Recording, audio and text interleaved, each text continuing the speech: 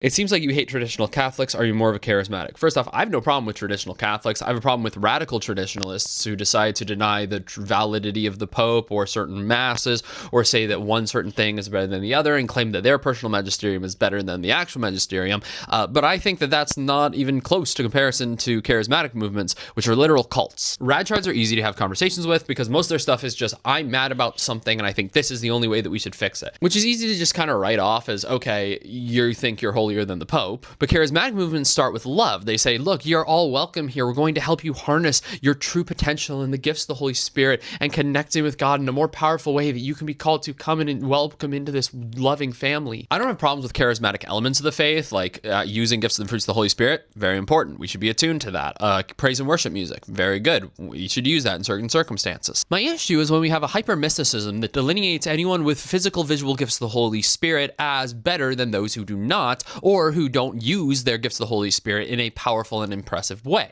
Like the greatest gift of the Holy Spirit you can have is a gift of healing or of prophecy or of tongues, something like that. And if you're not speaking in tongues, it's kind of like something's wrong with you, even though they're saying, no, nothing's wrong with you. The Holy Spirit just isn't activating. But when you see everyone else around you speaking in tongues and being able to lay hands on people and perform amazing, true miracles, and you're not able to, then what does that say about you? And you might say, Connor, that certain individuals, like the actual charismatic movements, are actually super fruitful and really good, and a lot of bishops have supported them.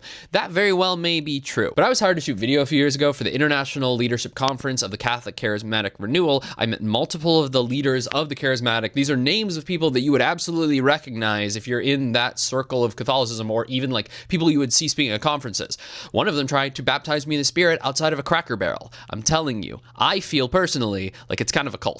Also, pretty much everyone I've seen who are really hyper into charismatic movements all have this weird Jesus drunk energy. I can't do it justice, but it's this face of, oh, wow, God is just, he's always so good to me, and like, oh, God is just amazing. They always do the, oh, thing. I don't know what it is. Like, is that the expression of the Spirit? Oh. It also just becomes really socially awkwardly weird, but like that's a good thing. Like your social awkwardness is boldness, which I've been thinking for a while, but charismatic Calvinists put it so beautifully. It's almost like the more socially awkward something is, the more bold, the more stepping out in faith it is. And it's like, no. The amount of Catholics who I've seen who have been loved bombed and then deconstructed themselves out of the church because they think that Catholicism are these kind of people is insane and gross. Again, this is just my opinion. You can believe what you'd like, but I just don't like extremists in either direction.